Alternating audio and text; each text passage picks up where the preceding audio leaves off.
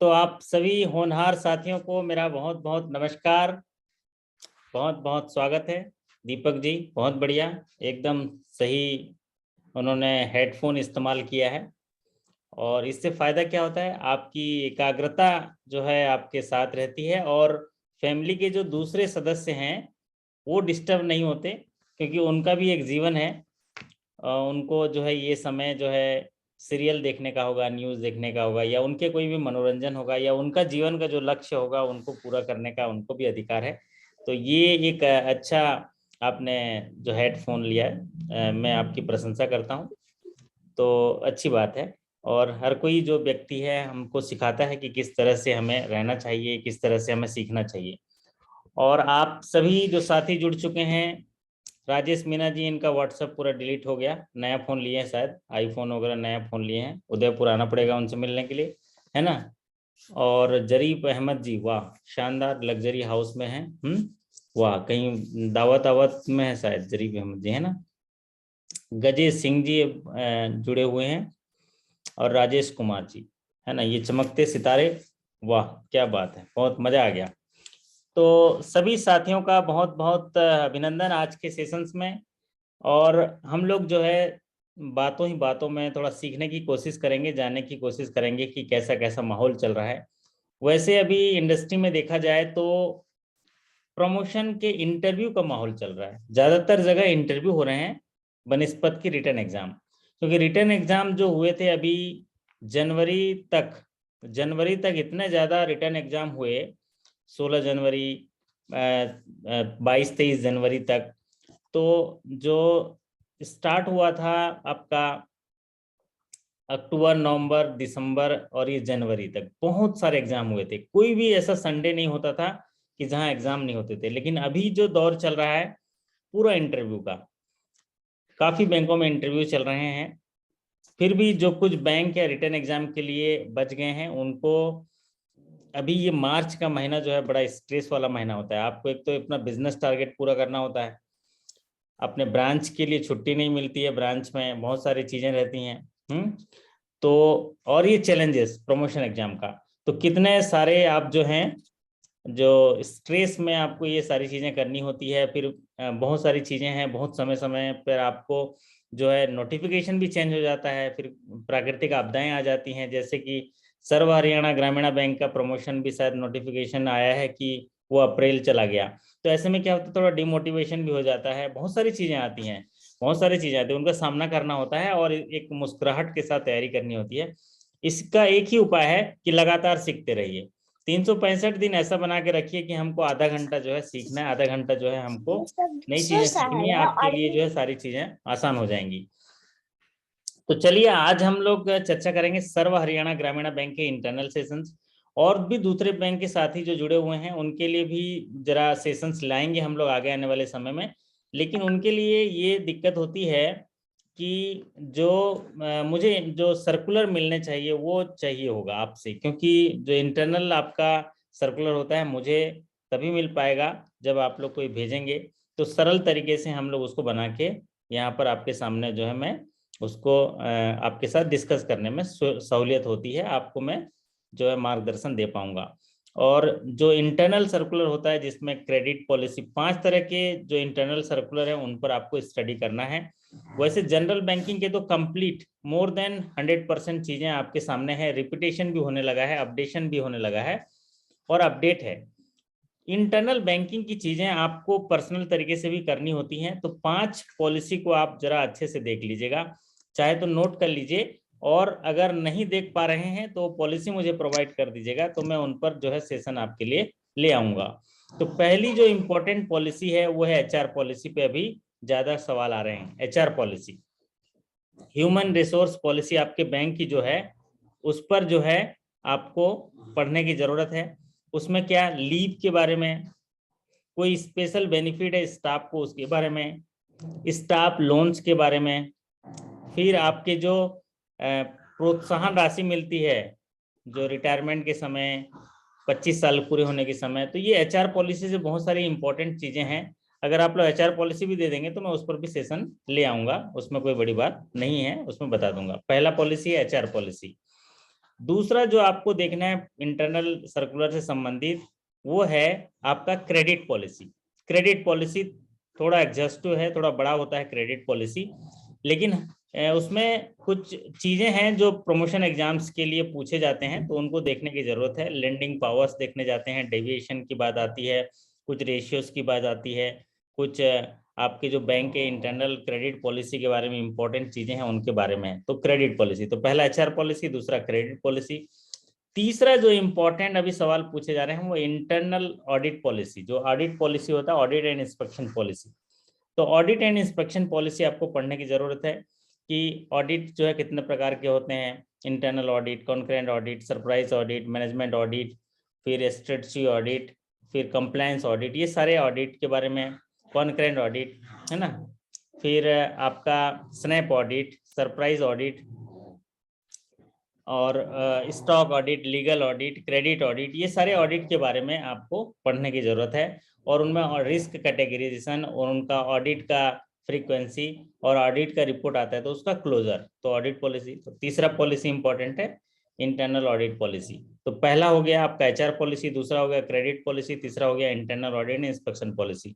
चौथा जो है इंपॉर्टेंट आपका customer grievances and redressal mechanism. Customer grievances and redressal mechanism ये बैंकिंग इंडस्ट्री के लिए एक महत्वपूर्ण पहलू है, इसको देखने की जरूरत है, जिसको बोलते हैं आपका जो कस्टमर सर्विस कमेटी वाला, जो शिकायत मिलती है तो कैसे उसका निपटारा होना चाहिए।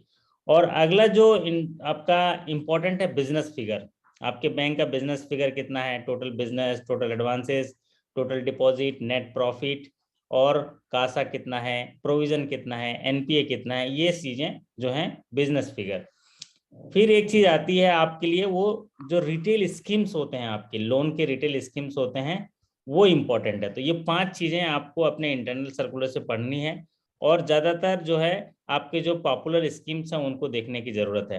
पहला HR policy, credit policy, customer grievances policy, और क्रेडिट पॉलिसी के साथ साथ जो है आपका रिकवरी पॉलिसी। और अभी कुछ बैंकों में देखा गया है कि जीएडी पॉलिसी के बारे में, प्रीमाइसेस पॉलिसी के बारे में भी सवाल पूछा जा रहा है कि अगर एक रूरल ब्रांच है तो वो रूरल ब्रांच रेंट में लेगा तो कितने स्क्वायर फीट का एरिया जो है रेंट में लेगा, आपकी पॉलिसी है ना। अगर वो एक रूरल ब्रांच है, वहां जनरेटर किराए में लेता है तो क्या रेंज तक ले सकता है, इस तरह की चीजें पूछी जा रही हैं। तो ये फर्नीचर जीएडी पॉलिसी में होगा। मोबाइल है, मोबाइल का रिपेयर एंड मेंटेनेंस के लिए साल भर में कितना मिलता है। अगर एक ऑफिसर दूसरे स्थान पर जो है ट्रांसफर होता है तो उसको ब्रेकरेज कितना मिलता है ट्रांसपोर्टेशन का, ये चीजें जो हैं पूछी जा रही हैं। तो ये policy, HR policy, GAD policy, credit policy, recovery policy, customer grievances policy, और रिटेल लेंडिंग की स्कीम्स और बिजनेस फिगर, इतना अगर आप इंटरनल में तैयार कर लेते हैं तो आपकी पूरी तैयारी हो जाएगी। क्योंकि अगर क्लरिकल टू ऑफिसर का एग्जाम की बात देखें तो उनमें 20 सवाल इंटरनल के आते हैं, 40 सवाल जो हैं जनरल बैंकिंग के आते हैं। और अगर ऑफिसर कैटेगरी में जाएं तो ऑफिसर कैटेगरी में 40 क्वेश्चंस जो आते हैं वो आपके इंटरनल से आते हैं, 60 क्वेश्चन जनरल बैंकिंग से आते हैं। तो इन सबको आपको व्यक्तिगत तौर से नोट्स बना के तैयार कर लेना है। अगर कहीं दिक्कत आ रही है तो सर्कुलर मुझे दे दीजिएगा, मैं आपसे चर्चा करने के माध्यम से आपके साथ डिस्कस कर लूंगा। तो अभी चलिए हल्का सा एक यहाँ पर डिस्कस करते हुए हम लोग सर्व हरियाणा ग्रामीण बैंक के बारे में चर्चा करते हैं। इसके बारे में पहले चर्चा करते हैं total deposit, total business figure. किसी भी बैंक में काम करते समय ये प्राउड फील होता है जब हमें ये पता होता है उस बैंक का बिजनेस कितना है। आखिर रात दिन हम लोग किस लिए मेहनत कर रहे हैं, है ना राजेश जी, रात दिन, स्नेह प्रसाद जी, है ना, रात दिन हम लोग किस लिए मेहनत करते हैं, इसी काम के लिए कि हमारा बैंक का बिजनेस कितना है। अब रात दिन उस बैंक को बिजनेस बढ़ाने के लिए काम कर रहे हैं, और कोई हमें अपना बैंक का बिजनेस पता नहीं है, पिछले साल कितना बिजनेस था, इस साल कितना बिजनेस है, और आगे हमारा लक्ष्य क्या है। अगर ये 3 चीजें पता नहीं है तो बताओ क्या हालत होगा, बताइए। है हमारा स्नेह प्रसाद छुट्टी भी नहीं लेता है साल भर में, उसका छुट्टी लैप्स हो जाता है, बताओ। है ना। तो अब इस रात दिन काम कर रहे हैं, हमको बिजनेस का पता होना चाहिए कि हमारा पिछले साल बिजनेस कितना था, टोटल बिजनेस, इस साल बिजनेस कितना है, और हमारा लक्ष्य क्या है। अगर ये 3 चीज पता है तो आपके अंदर उत्साह होगा। तो अगर यहाँ पर हम सर्व हरियाणा जो ग्रामीण बैंक की बात करें तो टोटल जो बिजनेस एज ऑन 31 मार्च 2021, इसमें जो बिजनेस था ₹27,491.08 करोड़, 27,491.08 करोड़। अब यहाँ पर जो है आप टोटल बिजनेस को याद तो करना ही करना होगा, चाहे किसी भी तरीके से आप याद करें, चाहे 2 बार पढ़ें 3 बार पढ़ें, और ये जानना बहुत ही जरूरत है। एक बैंकर होने के नाते पहला जो आपका दायित्व बनता है कि जिस महान संस्था में आप काम करते हैं उस महान संस्था के कोना कोना में जो बिजनेस चल रहा है, कोना कोना मतलब पूरे इंडिया में या जितनी ब्रांचेस हैं, जितना भी आपके हैं, उनके बारे में आपको पता होना चाहिए। तो पहला प्राइम चीज है बिजनेस। तो आपके सर्व हरियाणा ग्रामीण बैंक का जो बिजनेस है 27,491.08 करोड़। तो आप 27,451 या 27,500 कह लो, आपके हिसाब से, याद रखने के हिसाब से 27,500 करोड़ का कारोबार करते हैं। किसी को कहने में अच्छा लगता है ना दीपक जी? अगर कोई आप कस्टमर मीटिंग में गए हैं, कहीं गए हैं, तो क्या बोलेंगे? मैं सर्व हरियाणा ग्रामीण बैंक में काम करता हूं और मेरे बैंक का बिजनेस जो है 27,500 करोड़ का बिजनेस जो है मार्च में था, और आज की तारीख पर हम कितनी जगह पे हैं और मार्च में हम कहां तक पहुंचने के लिए लक्ष्य रखे हैं। इसमें एक और चीज जो आपको जानने की जरूरत है वो है कितने जिलों में आप कारोबार करते हैं। ठीक है, आप अपने अपने जिले अपने अपने लिख दीजिए। अगर सर्व हरियाणा ग्रामीण बैंक के साथी इसमें अगर हैं, अच्छा एक साथी बोल रहे हैं वॉइस नहीं आ रही है, सही बात है, स्नेह प्रसाद जी को तो आ रही है, वो तो हमारा रिस्पॉन्स कर रहे हैं, है ना, मेरी आवाज पहुंच रही है। एक साथी कह रहे हैं वॉइस नहीं आ रही, शायद आ रही होगी, है ना। तो यहाँ पर हम बात कर रहे थे कि आप अपने अपने अपने अपने जो बैंक है वो कितने जिलों में कारोबार करते हैं। तो अगर यहाँ सर्व हरियाणा ग्रामीण बैंक के साथी कोई जानते हैं तो लिख दीजिए कितने जिले में। जैसे हमारे झारखंड राज्य ग्रामीण बैंक के साथी ने लिखा है, मुकेश कुमार जी ने, कि 24 जिलों में कारोबार है, तो है ना ये। तो आप चूंकि यहाँ सर्व हरियाणा ग्रामीण बैंक का है, तो यहाँ पर आपको अपने जिले जो है लिखने पड़ेंगे कि कितने जिले जो हैं आप कारोबार करते हैं, और कितने का कारोबार करते हैं, 27,491.08 करोड़। तो हमारे अश्विनी कुमार जी, राजेश जी 22 डिस्ट्रिक्ट लिख रहे हैं, लेकिन वो कौन से बैंक के हैं वो लिखा नहीं है, तो ये थोड़ा डाउट होगा। अच्छा, सर्व हरियाणा ग्रामीण बैंक, तो सर्व हरियाणा ग्रामीण बैंक के 22 जिलों में, 22 डिस्ट्रिक्ट में। और हमारे संदीप जी लिखते हैं कि न्यूज़पेपर में 28,338.19 करोड़ लिखा हुआ है। तो यही तो बात है ना कि जिस साथी ने बैलेंस शीट प्रोवाइड किया है, तो बैलेंस शीट प्रोवाइड किया है तो उसमें इतना ही है। तो आप जो है इसको, जो बैलेंस शीट यहाँ प्रोवाइड किया है जिसमें ऑडिटेड बैलेंस शीट है उसमें इतना लिखा हुआ है, और जो आपका न्यूज़पेपर पब्लिकेशन में ये है, तो आप देख लीजिए कितना जो है। इसीलिए क्योंकि दूसरे बैंक का जब सर्कुलर आते हैं ना, मैंने कल भी बोला है, और भी बैंक के साथी जो जुड़े हुए हैं, आप उन अपने सारे सर्कुलर भेज दीजिए तो मैं बना लूंगा। तो हमारे जो राजेश जी लिखे हैं वो लिखे हैं कि सर बिजनेस टोटल 28,338.19 करोड़ का कारोबार है, और यहाँ पर टोटल बिजनेस सर्व हरियाणा में जो बैलेंस शीट ऑडिटेड दिया है वहाँ 27,491 करोड़ का है। आप एक बार मिलान कर लीजिएगा, यानी तो मुझे जो है वो दे दीजिएगा, है ना। सर एग्जाम अप्रैल में हो तो फिगर 31 मार्च 21 का आंसर करिएगा। हाँ, क्योंकि ग्रामीण बैंक में देखा गया है कि 31 मार्च 2021 का ही सवाल पूछा जाता है, जब तक 31 मार्च 22 का रिजल्ट ना आ जाए। मतलब अप्रैल तक तो रिजल्ट आने में दिक्कत होती है, अप्रैल के बाद मई वगैरह में रिजल्ट आती है, तो आपको 31 मार्च 2021 का ही याद रखना पड़ेगा। और जो नेशनलाइज बैंक में है वहां पर क्या करता है, दिसंबर का भी कभी पूछ लेता है और सितंबर का पूछ लेता है, लेकिन जो ग्रामीण बैंक है उसमें जो मार्च का ही पूछता है, मार्च का ही पूछता है, जो 31 मार्च 2021 का ही पूछेगा। और ये कब तक, जैसे साथी ने बोला है कि अप्रैल में एग्जाम होगा तब इसी का पूछेगा, क्योंकि अप्रैल में हमारा नया फिगर तो आएगा ही नहीं ना इतना जल्दी। अप्रैल में वो ऑडिट कराते कराते, आपको साइन कराते कराते, पब्लिश कराते हुए टाइम लग जाएगा, तब भी इसी का ही पूछा जाएगा। चलिए अब बात करते हैं टोटल डिपॉजिट। ये है ना अच्छी बात। टोटल डिपॉजिट मतलब पब्लिक ने, लोगों ने जितना पैसा हमारे बैंक में रखा है, टोटल डिपॉजिट, आप सर्व हरियाणा ग्रामीण बैंक लोगों का ये दिखाता है कि जो भी डिपॉजिट है हमारे पास, पब्लिक डिपॉजिट यहाँ जमा किए हुए हैं, जो टोटल डिपॉजिट है जिसमें current account, saving account, time deposit है, तो उसका टोटल डिपॉजिट जो है हमारे स्ट्रेंथ को दिखाता है, क्योंकि हमारी ग्राहक सेवा अच्छी है, हमारे अंदर भरोसा है, तभी तो पब्लिक ने पैसा रखा है, सुरक्षित मानते हैं इसलिए।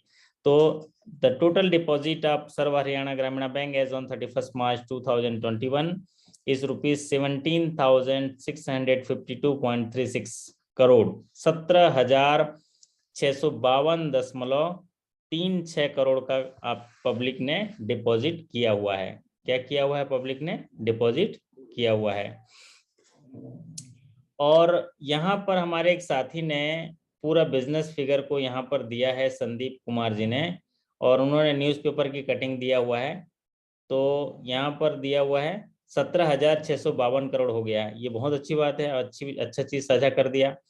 और एक चीज आप लोग नोट कर लीजिए, जो डिपॉजिट में ग्रोथ पूछ रहा है, डिपॉजिट में ग्रोथ, तो वो ग्रोथ है 9.04% का है, 9.04% का है। कई ग्रामीण बैंक में पूछा है कि जो जमा में वृद्धि कितना है, तो यहाँ पर 9.04% का जो है जमा है।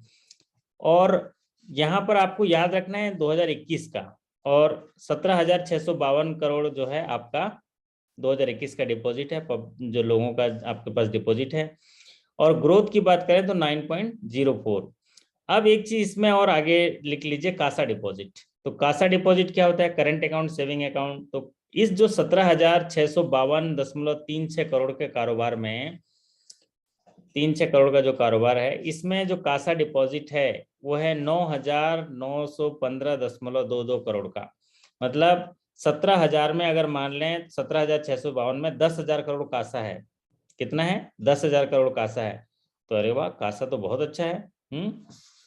आपका कासा परसेंटेज तो बहुत ही अच्छा है। अगर कोई कैलकुलेटर रखा है अपने सामने तो 9,915.22 डिवाइडेड बाई 17,652.36 कर लीजिए, तो कासा का परसेंटेज आ जाएगा। तो कोई साथी अगर कैलकुलेटर चला रहा है तो चला लीजिए कि 9,915 डिवाइडेड बाई 17,652 कर दीजिए, तो कासा परसेंटेज आएगा। और जब कासा परसेंटेज आता है ना, वो हमारे को कासा परसेंटेज जो है वो अच्छा दिखाता है। दूसरे साथी अपने अपने बैंक का लिख रहे हैं, बहुत अच्छी बात है।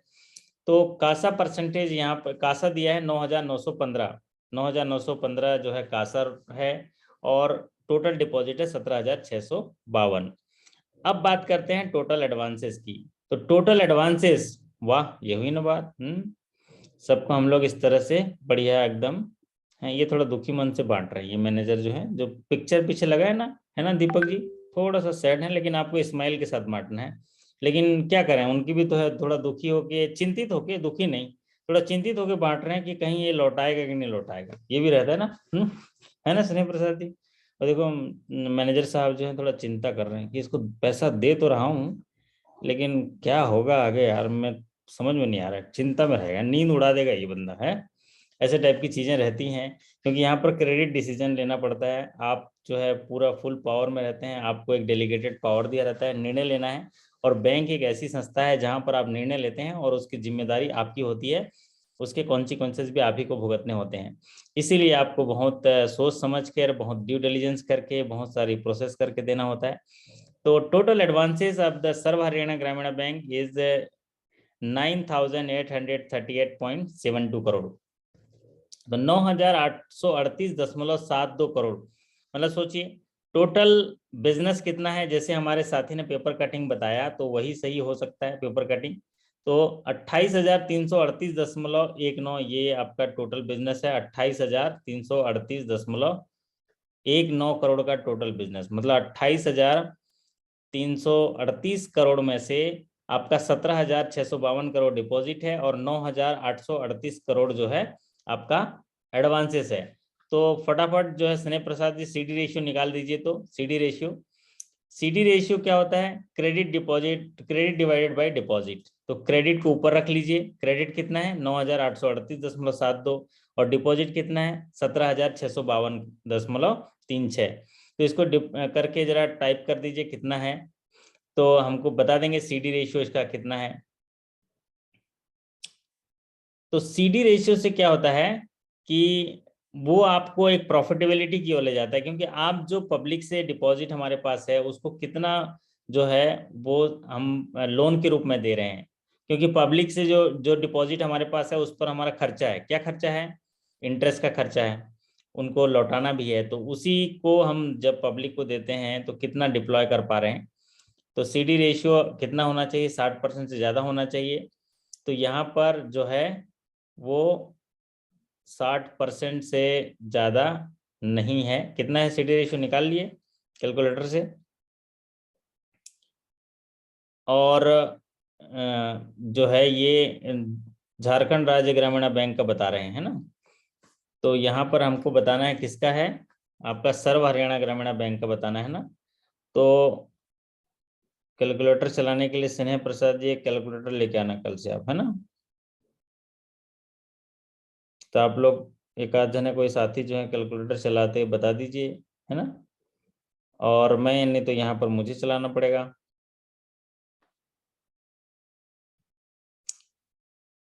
तो जो CD रेशियो की बात हम लोग कर रहे थे यहाँ पर, वो है 55.73, 55.73% है। कितना है, 55.73% है CD रेशियो। मतलब CD रेशियो जो है उतना अच्छा नहीं माना जाएगा। आपके पास जितना डिपॉजिट है उसका 50% डिप्लॉय कर पा रहे हैं, लोन दे पा रहे हैं। 60% से ऊपर होता है तो प्रॉफिट आने के ज़्यादा चांसेस रहते हैं, और 60% से ज़्यादा हो तो इसको अच्छा माना जाता है। चलिए अब बात करते हैं। अभी हम लोग क्या है, तीन ही चीज़ देख पाए। टोटल डिपॉजिट, जैसा कि हमारे साथियों ने लिखा है कि 28,338 करोड़ का डिपॉजिट है। उसमें टोटल बिजनेस है 28,338 करोड़ का, टोटल डिपॉजिट 17,652 करोड़ का, और टोटल एडवांसेस 9,838.72 करोड़ का। अब आता है capital of the SHGB। Capital की बात करते हैं। तो कैपिटल जो है वो है यहाँ पर, कैपिटल जो है वो 45 दशमलव नहीं, कैपिटल जो है 46 दशमलव है। कितना है, कैपिटल जो है 46.28 है। उसको कैपिटल को सुधार लीजिए। Capital of the bank is 46.28, 46.28 है। और यहाँ पर 45 लिखा गया, उसको जरा 46 कर लीजिए। तो कैपिटल क्या होता है, जो ग्रामीण बैंक होते हैं उनमें कैपिटल का जो शेयर पैटर्न होता है, इसमें 50% सेंट्रल गवर्नमेंट और 35% आपका स्पॉन्सर बैंक और 15% जो है स्टेट गवर्नमेंट देता है। तो आपका जो स्पॉन्सर बैंक कौन सा है, पंजाब नेशनल बैंक है। तो पंजाब नेशनल बैंक कैपिटल का 35% देगा, सेंट्रल गवर्नमेंट 50% देगा, और जो स्टेट गवर्नमेंट है आपका हरियाणा स्टेट गवर्नमेंट है वो देंगे 50%। तो ये जो है कैपिटल ऑफ द बैंक की बात करें तो कैपिटल जो है वो है 46.28 करोड़ कैपिटल है। अब बात करते हैं contingent liability. Contingent liability of Sarva Haryana Gramin Bank, ये इसलिए मैंने ऐड किया है क्योंकि पिछले बार, अभी बैंक का नाम याद नहीं आ रहा है मेरे को, लेकिन एक बैंक ऐसा है, शायद वो बैंक है कर्नाटका बैंक है, शायद कर्नाटका बैंक है ना, या तेलंगाना बैंक है, तेलंगाना ग्रामीण बैंक। वहां पर कंटिंजेंट लायबिलिटी पूछ लिया। अब बताइए जो बैलेंस शीट के फुट नोट में होता है वो कितना है। मतलब कंटिंजेंट लायबिलिटी क्या होता है, bank guarantee letter of credit. Bank ने ऐसे क्रेडिट जो जिसमें पैसा अभी दिया नहीं है, केवल पेपर में गारंटी दिया है, वो लाइबिलिटी है। तब जब अगर बोरोवर उसका डील ठीक तरीके से कंप्लीट नहीं होगा या वो पेमेंट नहीं करेगा, तो उस कंडीशन पर विवाद की स्थिति में हमारी देयताएं चालू होंगी, हमको पैसा देना पड़ेगा, क्योंकि हमने एश्योर किया है, हमने गारंटी लिया है। तो अभी हमने पैसा नहीं दिया है, लेकिन अगर किसी भुगतान में चूक होने पर पैसा हमको देना पड़ेगा, उस लाइबिलिटी को बोलते हैं कंटिंजेंट लाइबिलिटी। तो contingent liability it may be arise, it may not be arise, ये पैदा हो भी सकता है, नहीं भी हो सकता है। लेकिन हमने अभी फंड अभी दिया नहीं है। लोन में जैसे तुरंत पैसा दे देते हैं, इसमें पैसा दिया नहीं है, अगर पार्टी डिफॉल्ट करेगी तो पैसा देंगे। तो कंटिंजेंट लाइबिलिटी कितना है, ₹68.39 करोड़, ये कंटिंजेंट लाइबिलिटी है। इसको याद कर लीजिए, क्योंकि पिछला भी जब 15-20 दिन पहले जब एग्जाम हुआ था उनका तेलंगाना में, तो ये सवाल पूछा गया था। अब आता है main net profit. Net profit of Sarva Haryana Gramin bank as on 31 March 2021 ये है ₹18.30 करोड़। तो ये अच्छी खबर है, 18.30 करोड़ का प्रॉफिट, तो ये बहुत बड़ी बात है। और ये 92 करोड़ का जो एरियर भुगतान किया है उसके बाद भी आपको प्रॉफिट इतना है 18 पॉइंट। नेट प्रॉफिट का मतलब सारा खर्चा वर्चा काट के जो है आपका नेट प्रॉफिट जो है 18.30 करोड़। तो बधाई के पात्र हैं, क्योंकि हम मेहनत करते हैं किसके लिए, लाभ के लिए। और वो लाभ भी कैसे, पब्लिक से डिपॉजिट लेते हैं, उसको ब्याज देते हैं, उनको समय पर लौटाते हैं और उसी पैसे को इंटरेस्ट के रूप में, लोन के रूप में देते हैं। और इतनी ग्राहक सेवा करते हैं, रात दिन सर्विस देते हैं, फिर उसके बाद जो प्रॉफिट कमाते हैं, कितना खर्चा करते हैं, प्रोविजन करते हैं, पैसा डूब जाता है तो उसको भरते हैं, उसके बावजूद भी 18.30 करोड़ का जो है प्रॉफिट होता है। तो ये जो है आपके लिए प्रॉफिट, नेट प्रॉफिट जो है अच्छा समाचार जो है सुखद होता है, अच्छा होता है। तब नेट प्रॉफिट याद कर लीजिए 18.30 करोड़। अब इसमें और भी कई चीजें जो है आपको याद रखनी होती है। जैसे यहाँ पर मेरे पास फिगर नहीं था आपके उसका, तो आप उनको लिख लीजिएगा। जैसे कासा डिपॉजिट कितना है, फिर एनपीए कितना है, ग्रॉस एनपीए कितना है, नेट एनपीए कितना है, प्रोविजन कवरेज रेशियो कितना है, सीडी रेशियो कितना है, और ये सब चीजें आपको जो है एक्स्ट्रा निकालनी पड़ेगी। टोटल नंबर ऑफ ब्रांचेस कितने हैं, टोटल स्टाफ कितने हैं, टोटल डिस्ट्रिक्ट्स में कितने हैं।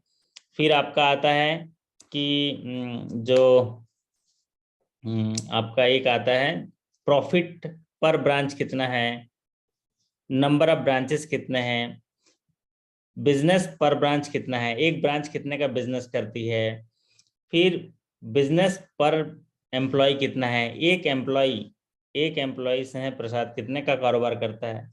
कितने का कारोबार करते हो स्नेह प्रसाद जी, लिखिए जरा आप हैं। तो स्नेह प्रसाद जी बोले मैं ही तो चलाता हूँ सर बैंक को, हैं मैं ही तो चलाता हूँ पूरा। तो चलाते हो ठीक है आप, लेकिन आपका कारोबार पर ब्रांच कितना है। तो सोनाली सक्सेना जी बता रहे हैं, कौन से बैंक से हैं पता नहीं, लेकिन लिखा है उन्होंने कि 654 ब्रांच हैं, 3133 स्टाफ हैं। तो आपको प्रॉफिट पर ब्रांच, प्रॉफिट पर एम्प्लॉय, बिजनेस पर ब्रांच, बिजनेस पर एम्प्लॉय डिवाइड करके निकाल लीजिएगा, क्योंकि ये भी सवाल पूछे जाते हैं। तो इतनी सारी चीजें बिजनेस फिगर से आप लिख लीजिएगा एक बार नोट्स बना के। 10 पॉइंटें होती हैं, 10 पॉइंट आपको फिर से रिपीट करा दे रहा हूँ। Total business of the bank, capital pattern, capital of the bank, total deposit, total advances, gross NPA, net NPA, Kasa deposit, CD ratio, provision coverage ratio, और आपका आता है कैपिटल ऑफ द बैंक और प्रॉफिट ऑफ द बैंक। इतनी सारी चीजें आप रख लेते हैं। फिर आजकल कंटिंजेंट लाइबिलिटी भी पूछने लग गया है, और डिपॉजिट में ग्रोथ। तो आपका इंटरनल के बिजनेस फिगर से जुड़ा हुआ काम हो जाएगा। अब आज थोड़ा सा और आगे चर्चा करेंगे। एक चर्चा करते हैं जिसको अभी बहुत ज्यादा महत्व दिया जा रहा है, वो है कस्टमर ग्रीवेंसेस रिड्यूशल मैकेनिज्म पे। तो कस्टमर ग्रीवेंसेस रिड्यूशल मैकेनिज्म, चूंकि हमारा सीधा संबंध ग्राहक से होता है, और ग्राहक से कैसा संबंध होता है, जैसी सेवा देते हैं वैसा संबंध होता है। आप लोगों ने बैंकर कस्टमर रिलेशनशिप जो है देखा होगा। तो संबंध में शिकायतें भी होंगी, और शिकायतें हैं तो फिर उनका समाधान भी होगा, और नहीं तो उनके लिए उसका पूरा पूरा आपको ट्रैक बना हुआ है, पूरी पूरी पॉलिसी बनी हुई है। Customer grievances, how to redress the customer complaint, आपके में पॉलिसी रखा है। पॉलिसी को आप जरूर पढ़िएगा। आज के समय में ग्राहक ही सर्वोपरि है। आज के समय में नहीं, सदा के लिए ग्राहक ही सर्वोपरि है। आपका पूरा बिजनेस ग्राहकों का हिसाब, आपका क्या है बताइए तो स्नेह प्रसाद जी, कुछ है अपना? पूरा ग्राहक है तो बैंक है। सारे ग्राहक चले जाएं तो क्या कर लीजिएगा बताइए, हैं कुछ नहीं करिएगा, बोले बंद कर दो बैंक को, है ना। तो ग्राहक से जुड़ी हुई हर चीजों को आपको अच्छे से पढ़ लीजिएगा। तो यहाँ पर जो है सिर्फ एग्जाम के दृष्टिकोण से मैं डिटेल निकाला हूँ। एक आध दिन जब प्रमोशन हो जाएगा तो उसको किस तरीके से डील करना है कस्टमर कंप्लेंट को डिटेल रूप से भी बताऊंगा। तो time schedule for redressal of complaints, अगर आपके ये अलग अलग बैंक अलग अलग होता है भाई साहब, ये भी ध्यान दीजिएगा, है ना दीपक जी। तो दीपक जी अपने अपने बैंक का अलग अलग होता है ये कस्टमर ग्रीवेंसेस, किसी बैंक का अलग होता है, किसी बैंक का अलग होता है। तो यहाँ पर हम बात कर रहे हैं सर्व हरियाणा ग्रामीण बैंक में।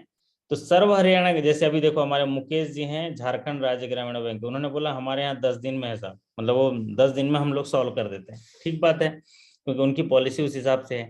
लेकिन यहाँ पर हम सर्व हरियाणा ग्रामीण बैंक के लिए अगर जनरल कंप्लेंट है, सामान्य कंप्लेंट है, तो शिकायत मिलने की 15 दिनों के अंदर वो रिड्रेस हो जाने चाहिए। रिड्रेसल का मतलब क्या है, समाधान हो जाने चाहिए। समाधान का मतलब क्या है, अगर जो भी कमियां हैं वो पूरी हो जानी चाहिए, नहीं हो रहा है तो उस पर एक्शन लेके खत्म हो जाना चाहिए। तो general complaint will be redress with in 15 days from the receipt of the complaint. और अगर कोई कंप्लेंट आरबीआई के द्वारा फॉरवर्ड किया गया है, या मिनिस्ट्री ऑफ फाइनेंस के द्वारा फॉरवर्ड किया गया है, या मेंबर ऑफ पार्लियामेंट, या VVIPs, या प्रधानमंत्री कार्यालय से आया हुआ है, तो ऐसे जो कंप्लेंट हैं वो 15 दिन में। और JRGB में लिखते हैं कौन है, तो स्नेह प्रसाद जी 21 दिन लिखते हैं, एक हमारे मुकेश जी हैं JRGB में, वो 10 दिन लिखते हैं, है ना। अच्छा, कुछ कुछ अलग अलग लेवल का है, लेकिन यहाँ पर हम बात कर रहे हैं सर्व हरियाणा ग्रामीण बैंक में जनरल कंप्लेंट, आप याद कर लीजिए 15 दिन। और अगर आरबीआई के द्वारा कोई कंप्लेंट फॉरवर्ड किया गया है तो 15 दिन, ministry of finance, member of parliament, VVIPs, PMO 15 days. ठीक है, 15 डेज याद रहेगा। एक और बात है कि अगर ऐसा कोई शिकायत है जहां पर इन्वेस्टिगेशन की जरूरत है बहुत ज्यादा, मतलब कैसे, इंक्वायरी है, कुछ एग्जामिनेशन करना है, कोई एग्जामिनेशन करना है, CCTV फुटेज देखनी है, थोड़ा क्रिटिकल है केस, तो वहां पर एक फाइनल रिस्पॉन्स के लिए जो समय बढ़ाया गया है वो कंप्लेंट मिलने के 30 डेज, तो ये जो है 30 डेज का समय दिया गया है मैक्सिमम टाइम। तो भी जनरल मैनेजर जो है अनुमति देंगे, आपके GM साहब जो है अनुमति देंगे तब। In case the complaint requires some time for examination of issues involved, detailed investigation inquires, then it should be response within 30 days of receipt of complaint. A final response or reason for further time required will be sent within 30 days of the receipt of complaint. तो ये आपको 30 days याद रखना है, otherwise general complaint जो है 15 days में resolve हो जाने चाहिए। अब इनसे जुड़े जो चीजें हैं, हर ब्रांच में जो होता है एक कमेटी का निर्माण करना पड़ता है, जिसको बोलते हैं कस्टमर सर्विस कमेटी, इसको बोलते हैं। कौन कौन ब्रांच में ये कमेटी बनाए हैं बताइए जरा, हैं स्नेह प्रसाद जी बनाए हैं जी, हाँ या ना, हाँ सच्ची बता, हाँ बना है ना, नहीं बना है, बना उसी सर दिन बना लेता प्रैक्टिकली हूँ। नहीं हो पाता है सर, हाँ जी। बोले प्रैक्टिकली नहीं होता है, हम्म। बट चल जाता रजिस्टर में। अच्छा, हाँ वो प्रैक्टिकली नहीं होता है, लेकिन ऐसा एक उस दिन मीटिंग का मिनट्स बनाते हैं फिजिकल कि के आज अंदर। रामलाल, श्यामलाल, हाँ दिनेश लाल आए थे, कार्तिक लाल आए थे, और नेट हाँ, बैंकिंग, मंथ में एक मोबाइल बार सर। बैंकिंग पे हमने डिस्कशन किया था, सबको मोबाइल बैंकिंग दिखाया, और बड़ी अल्लाह रे समोसा नाश्ता चाय ला रे, जरे रामलाल जो चाय नाश्ता ला है ना। तो ऐसा यस सर। वो पेपर में होता है, लेकिन एक्चुअल में कस्टमर सर्विस कमेटी बैठक करिएगा, एक्चुअल में करना ही पड़ेगा, क्योंकि ये कब दिक्कत आती है, जब आरबीआई की कोई मीटिंग्स आती है, आरबीआई के कोई इंस्पेक्शंस आते हैं, इनकॉग्निशियो विजिट होती है, या मिनिस्ट्री की कोई विजिट हो जाती है, तो उस समय बहुत ही जो है आपको उसमें दंड हो सकते हैं, या बैंक के लिए रेपुटेशन जो है, रिस्क जो है बढ़ जाता है। तो कस्टमर सर्विस कमेटी का निर्माण कर लीजिए ना, कल जाके बैंक में कस्टमर सर्विस कमेटी का निर्माण कर लीजिए, कि एक कस्टमर सर्विस कमेटी है जिसमें ब्रांच मैनेजर है ना, वो चेयरमैन होंगे, और सारे स्टाफ जो सदस्य होंगे, फिर कस्टमर होगा, एक पेंशनर रखना वहाँ जरूरी होता है कस्टमर सर्विस मीटिंग में, और पेंशनर नहीं है, अवेलेबल नहीं है, तो सीनियर सिटीजन रखिए। तो ये कस्टमर सर्विस कमेटी का जो है निर्माण होना बहुत जरूरी है। Customer service committee shall be set up in all regional offices and branches. तो जो भी ऑफिसेज हैं वहां पर कस्टमर सर्विस कमेटी सेटअप होना चाहिए। और जो ज्यादातर सवाल पूछा जाता है इसमें कि कस्टमर सर्विस कमेटी की जो बैठक होती है, पहले तो फिजिकल तरीके से ऑफिस में बुला के या बैठते थे, अब कैसे हो रहा है देखो, ये गूगल मीट से होगा या जूम से होता है, इस तरह से होता है ना सर्विस कमेटी की बैठक। तो ये कमेटी जो है ये सवाल पूछता है, इनका फ्रीक्वेंसी क्या है, customer service committee meeting frequency कितना होता है, तो वो होता है महीने में एक बार, मंथली मीटिंग होती है। तो this committee shall meet once in a month. जो कस्टमर सर्विस कमेटी की जो मीटिंग होती है मंथली होती है ना। अब ये कैसे पता चलता है, जिस दिन समोसा नाश्ता आया है, हमारे स्नेह प्रसाद जी बिल पास किया है पीएनडीएल से, तब उस दिन समझ में आता है कि आज मीटिंग हुई है। मीटिंग तो छोड़ो, ईटिंग हो गई साहब, है ना। तो मीटिंग, सीटिंग और ईटिंग होना चाहिए, तीनों चीज होना चाहिए, लेकिन आप ईटिंग करते हो, है ना, तो ये चीटिंग कर दिए, चीटिंग कर देते हो। हमें क्या करना है, मीटिंग करना है, पहले कॉलिंग करना है, मतलब पहले सेटिंग करना है, कस्टमर कमेटी सर्विस कमेटी के सेटिंग करना है, फिर कॉलिंग करना है, फिर मीटिंग करना है, फिर सीटिंग करना है, फिर चैटिंग करना है, मतलब बातचीत करना है, फिर ईटिंग करना है, ठीक है, फिर ईटिंग करना है। तो ये हो गया जबरदस्त सेटिंग, हो गया जबरदस्त कस्टमर सर्विस कमेटी का सेटिंग हुआ। तो ये इंडस्ट्री के लिए अच्छा रहता है। तो customer service committee shall be set up in all branches, committee shall meet in once in month and to discuss the monthly theme. हर महीने का, 12 महीने का है, 12 महीने की थीम बनाइए।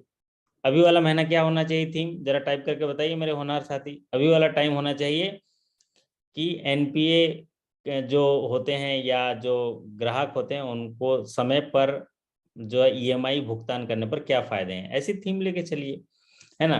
तो मार्च में हम लोग ऐसे borrower को जागरूक करने के लिए बुलाएंगे कि उनमें किस तरह से समय पर भुगतान करने पर क्या फायदे हैं। मतलब अगर हमने किसी को लोन दिया तो समय पर भुगतान करेंगे तो उनको क्या क्या फायदा है, ऐसे कि ना ये टेस्टिमोनियल रख के।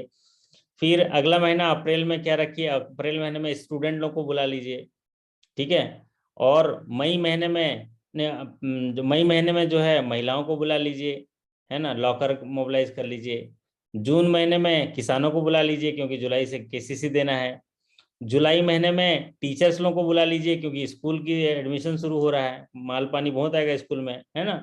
फिर अगस्त महीने में फिर आप जो है जो और अदर सैलरी हैं डिपार्टमेंट वाले उनको बुला लीजिए अगस्त महीने में। सितंबर महीने में बिजनेसमैन को बुला लीजिए क्योंकि उनकी अब दिवाली आने वाली है, बहुत सारी सेलिंग होगा, ठीक है। फिर जो सितंबर फिर अक्टूबर महीने में क्या करिए, अक्टूबर महीने में ऐसे लोगों को बुलाइए जो पोटेंशियल हैं, जो अच्छे नेटवर्थ वाले हैं उनको बुलाइए क्योंकि लोन्स वगैरह देंगे, क्योंकि वहाँ पर पर्सनल लोन हो सकता है, बहुत सारे रिटेल हैं, कार मेला लगा सकते हैं। ऐसे करके हर महीने की थीम लगाइए।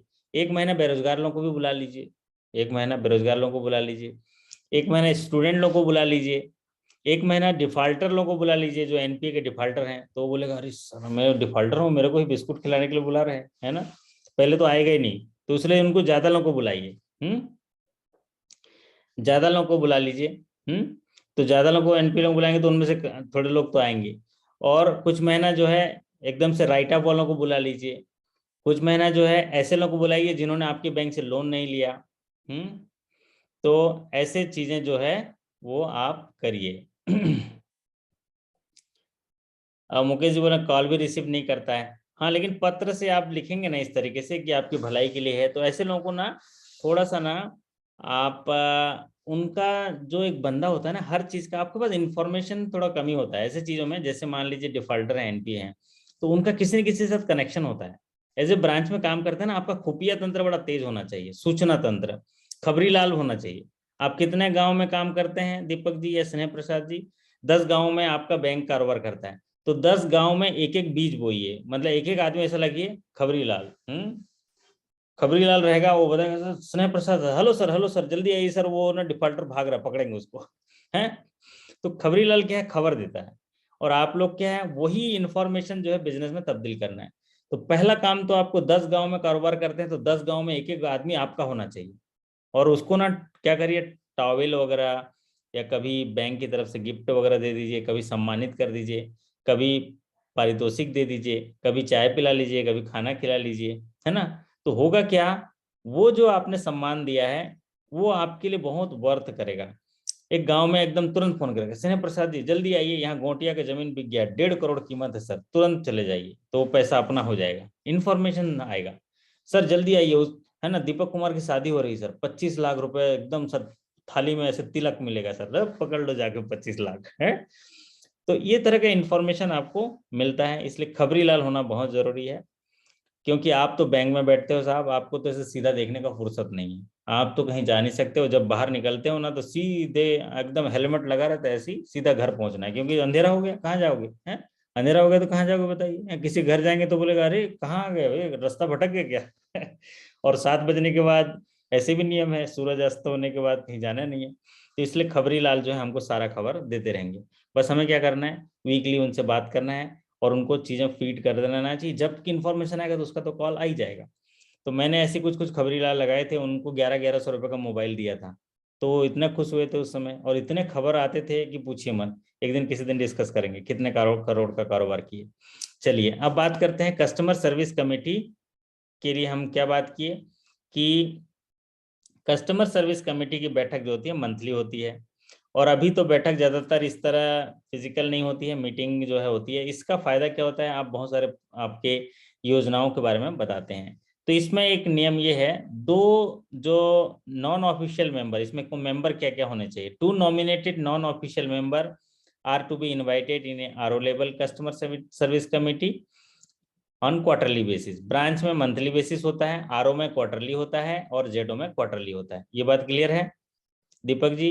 आपको क्या होता है, जैसे आप कस्टमर सर्विस कमेटी की बैठक है, दीपक जी आपकी ब्रांच में कितने हैं स्टाफ, इशारा करके बता दीजिए, स्टाफ कितने हैं? 5 स्टाफ हैं। अरे वाह, 5 पांडव। तो 5 स्टाफ हैं, तो उसमें ब्रांच मैनेजर जो है वो उसके चेयरमैन होंगे, बाकी सदस्य होंगे, प्लस दो सदस्य बाहर से ले लीजिएगा। 2 जो सदस्य कहाँ से लीजिएगा, ग्राहक से ले लीजिएगा, एक सीनियर सिटीजन ले लीजिएगा, पेंशनर ले लीजिएगा, या अच्छा कोई बिजनेसमैन है उनको ले लीजिए, जो भी है आप। एक तो पेंशनर मैंडेटरी है, उसके बाद आप दूसरा ले सकते हैं, ठीक। और मंथली मीटिंग होगी। आरओ में जो है क्वार्टरली मीटिंग होती है। 2 nominated non-official member are to be invited in the RO level customer service committee meeting. A pensioner or in the absence of pensioner, a senior citizen should be invariably included in the customer service committee by the branches or regional offices. तो एक senior citizen या एक pensioner का होना बहुत जरूरी है। Pensioner इसलिए लेते हैं पेंशनर को क्योंकि उनको बहुत साल सेवा देने का मौका मिला रहता है।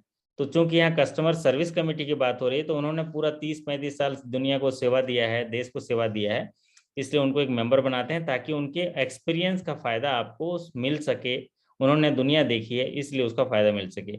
और अगर पेंशनर नहीं है तो किसी सीनियर सिटीजन को ले लीजिए। अब ये मीटिंग क्यों करते हैं? ये मीटिंग इसलिए करते हैं क्योंकि हम उस मीटिंग में उनको खुले तौर से उनकी बातें सुन सकें, उनके सुझाव जान सकें, उनका कोई रिप्रेजेंटेशन है उनका तरह से जान पाएं, इसके लिए मीटिंग रखते हैं।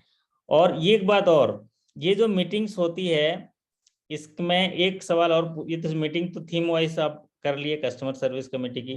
एक बात और सवाल पूछा जाता है कि कस्टमर्स डे कब मनाया जाता है। तो कस्टमर डे कब मनाया जाता है, ये आपकी पॉलिसी में लिखा है on 10th of every month और नेक्स्ट वर्किंग डे। कई में 15 तारीख लिखा रहता है, आरबीआई के में भी 15 तारीख लिखा हुआ है ना, लेकिन यहाँ पर पॉलिसी में 10th लिखा हुआ है। यदि स्नेह प्रसाद जी कह रहे हैं 15 and 25 इन JRGB, तो आप पॉलिसी में यहाँ पर ये सर्व हरियाणा ग्रामीण बैंक का है, यहाँ पर हम लोग कस्टमर डे मनाते हैं। कस्टमर डे का मतलब क्या होता है जी, ग्राहक दिवस। ग्राहक दिवस मनाते हैं। और ग्राहक दिवस में क्या रहता है कि अगर 10 तारीख को एवरी मंथ ग्राहक दिवस रहता है, वो दिन उसका रहता है, वो बिना टाइम लिए सीधा ब्रांच मैनेजर से मुलाकात कर सकता है। ठीक है दीपक जी, है ना, बात क्लियर है? ग्राहक दिवस मतलब आज ग्राहक का दिन है भैया, वो सीधा केबिन तोड़ के जा सकता है, मतलब सर आज तो मना नहीं कर सकते आप, है ना। अदरवाइज आप जाएगा दूसरे दिन, कल आना, परसों आना, नरसों आना, बाजार के दिन आना, तब तक आपका ट्रांसफर हो जाता है। लेकिन ग्राहक डे के दिन वो जो है आएगा ही आएगा।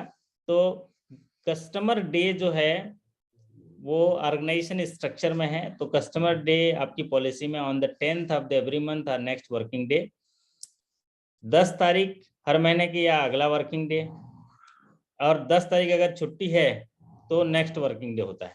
ठीक है, 10 तारीख अगर हॉलीडे है तो नेक्स्ट वर्किंग डे में होगा।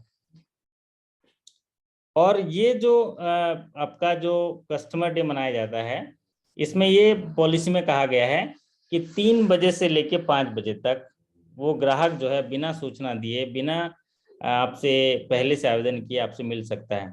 उसको बोलते हैं ना क्या, वो कलेक्टर दर्शन या क्या बोलते हैं ना, जैसे जन शिकायत दर्शन, ऐसे टाइप का रहता है ना, उस टाइप का कि ग्राहक आए। तो जब ग्राहक आता है तो अपनी शिकायतें बताता है, तो आपको सुधरने का मौका मिलता है, आपको अपनी सेवाएं दुरुस्त करने का मौका मिलता है, आपको अपनी कमियों को जानने का मौका मिलता है। हम तो ब्रांच में काम करते रहते हैं, हमें लगता है हम तो सर्वश्रेष्ठ हैं, हम तो सबसे बढ़िया काम कर रहे हैं, लेकिन हमारा दर्पण कौन है? वो सामने ग्राहक है ना। वो दर्पण कौन है? ग्राहक है, वो बताता है कि आपका काम कैसा है। तो हमको दर्पण में देखेंगे तभी तो अपने आप को सुधारते हैं। हम दर्पण क्यों देखते हैं स्नेह जी, बताइए हैं? दर्पण क्यों देखते हैं?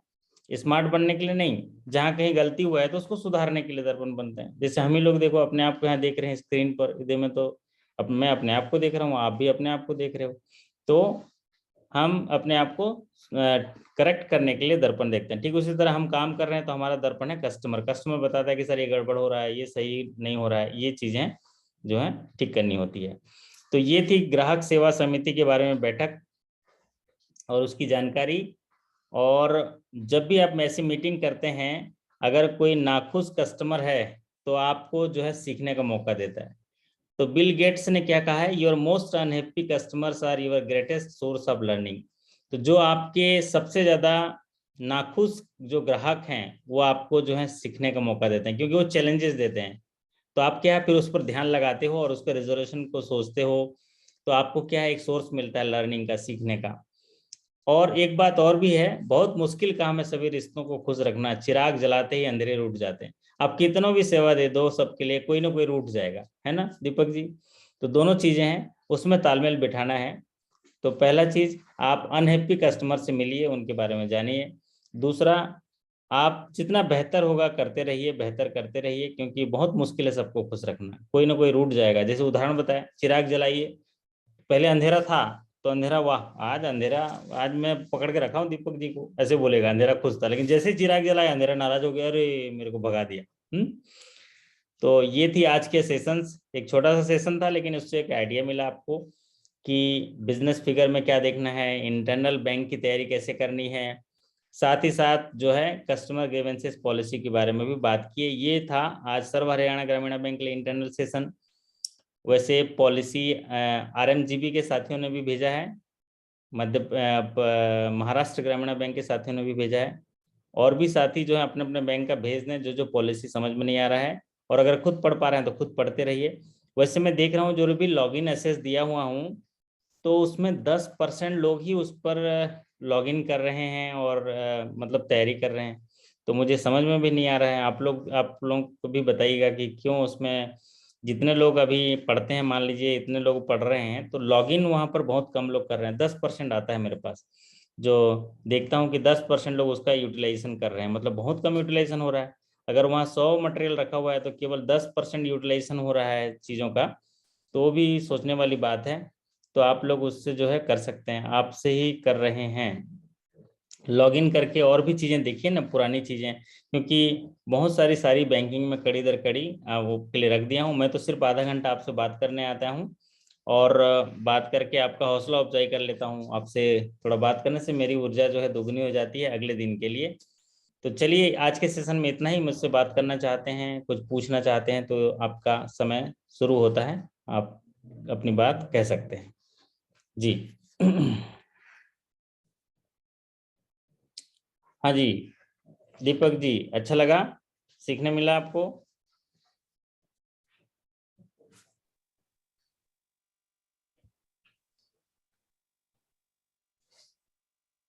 दीपक जी आपकी आवाज आई नहीं है हाँ अभी। हाँ हाँ आ सर, गई। बहुत अच्छा लगा।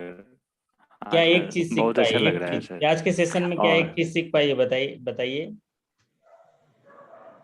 जो आपको इम्पोर्टेंट सर लगी, ढेर सारा चीज सीखे हैं सर। कोई एक चीज इम्पोर्टेंट।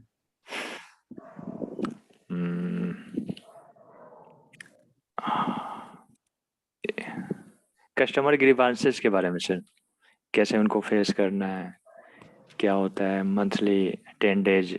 मंथली, हाँ ऐसा बताइए कि हाँ जी, कस्टमर सर्विस कमेटी की बैठक जो है मंथली होती है, ये चीज सीख पाए, मंथली होती क्योंकि है आर ओ कैसे लेवल। कैसे उनको डील करना है, ये तो मैं जी किसी जी। तीसरे दिन सिखाऊंगा स्क्रीन पर, है सर ना। ये ठीक है। हाँ सर हाँ जी, कौन बोल रहे हैं, NURLM कहाँ से बोल रहे हैं देवता? NURLM में पर मेंबर हाँ, लिमिट कितना है? क्या लिमिट?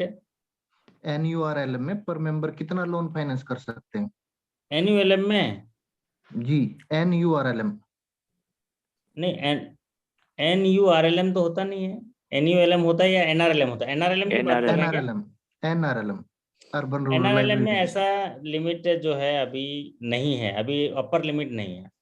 आप पॉलिसी पढ़ लीजिए, पॉलिसी में कहीं भी अपर लिमिट का जिक्र नहीं किया है, मतलब वो कितना भी तो लोन ग्रुप उसको दे ग्रुप सकते में हैं। कितना लोन दे सकते हैं सर? तो ग्रुप में मैक्सिमम सीलिंग नहीं है, मैक्सिमम सीलिंग का कोई जिक्र नहीं किया है। लेकिन मिनिमम 6 लाख देना है आपको सैंक्शन। कितना देना है NRLM में ग्रुप को? Sir NURLM urban livelihood mission के लिए। NULM के लिए, NULM के लिए जो होता है, हाँ NULM पर मेंबर जो है आपको, उसमें NULM में पर मेंबर की सीलिंग कहाँ दिया है आपको? किसमें पढ़ा है आपने? 2 लाख और ग्रुप में 10 लाख का पड़ा है सर। अच्छा, तो उसको अभी बढ़ा दिया है, अभी 20 लाख कर दिया है उसको, 20 लाख कर दिया है NULM को, और ये जून 2020 में ही कर दिया था। GLG का सर? JLG का भी बढ़ाया हुआ है, 1 लाख कर दिया है पर मेंबर, है ना? और ग्रुप का सर? ग्रुप का 10 लाख। Thank you sir. है ना? उसके लिए भी अभी आने वाले सेशन में तैयारी करूंगा कि साथी ने बोला है ना? और एक चीज जो चेंजेस किया है वो आपका है क्या? वो चेंजेस है आपका जो सिक्योरिटी वाला, चाहे NULM हो चाहे NRLM हो, 20 लाख जो है वो 20 लाख होगा, ठीक है? जी सर। 20 लाख होगा। और ये जो डाउट आपने बताया, इनके लिए भी आने वाले दिनों में सेशन है, सीरीज वाइज सेशन है, उसमें हम लोग करेंगे, क्योंकि गवर्नमेंट स्पॉन्सर में बहुत सारे बदलाव हुए हैं। जैसे प्रधानमंत्री स्वनिधि में बदलाव हो गया है, फिर आपके जो नए योजनाएं हैं उसके लिए, जैसे स्टैंड अप इंडिया है, स्टार्टअप इंडिया है, ये सारी चीज़ों पे मैं सेशंस लेके आऊँगा, एक दिन करेंगे, है ना? बहुत जल्द आ रहे हैं, 1-2 दिन में आ जाएगा वो सेशंस। तो अभी आशा करता हूँ कि आप अपने अपने बैंक का जो है इस तरह से तैयारी कर लेंगे और मॉक टेस्ट वगैरह कर लेंगे। फिर हम लोग मुलाकात करेंगे, कल संडे है, कल थोड़ा जल्दी बैठ जाएंगे, शाम को और भी सेशंस करेंगे। सुमित मेहता जी, आप कौन से बैंक से हैं मेहता जी? मैं छत्तीसगढ़ राज्य ग्रामीण इंश्योरेंस से। अच्छा, छत्तीसगढ़िया हैं, बढ़िया है, हाँ छत्तीसगढ़िया सर, सबले बढ़िया, है ना? सबसे बढ़िया। बढ़िया है ये सर। तो आपके मैक्सिमम जो है चीजें इंटरनल पॉलिसी का हमने अपलोड किया है। Yes sir. शायद HR पॉलिसी से सेशंस नहीं होगा, कुछ HR पॉलिसी वगैरह दे दीजिएगा। हाँ HR का नहीं है सर जी। तो HR की पॉलिसी मुझे डिटेल पॉलिसी भेज दीजिएगा आप मैं अपने आपको भेज दूंगा सर। साथी से किसी से करके, तो मैं उसमें एक सेशन जी कर जी। दूंगा। बाकी चीजें आपको ओके सर। हो गई हैं। और शायद OTS से भी जुड़ा हुआ कोई साथी ने बोला है, तो वो भी दे दीजिएगा। मैं OTS दे दूंगा सर। OTS स्कीम है, तो उसमें से एक सवाल आने की संभावना रहती है, तो मैं सरल जी तरीके से बता दूंगा तो आपको याद हो जाता है, अदरवाइज तो पॉलिसी है ही, है ना? जी जी। तो चलिए, आज इजाजत चाहते हैं, फिर कल मुलाकात होगी नए उत्साह के साथ, नए ऊर्जा के साथ। Thank you sir. सीखते रहिए, जीतते रहिए, मुस्कुराते रहिए, सबसे मिलते रहिए थैंक और यू सर। ज्ञान के सागर में डूबते रहिए। बहुत बहुत धन्यवाद। जी ये रात्रि पूरा आपको भेंट कर रहा हूँ और नमस्कार आपसे सर। विदा ले रहा हूँ, फिर मुलाकात होगी कल। तब तक के लिए धन्यवाद। Good night. नमस्कार नमस्कार, गुड नाइट। शुभ रात्रि सर, शुभ रात्रि।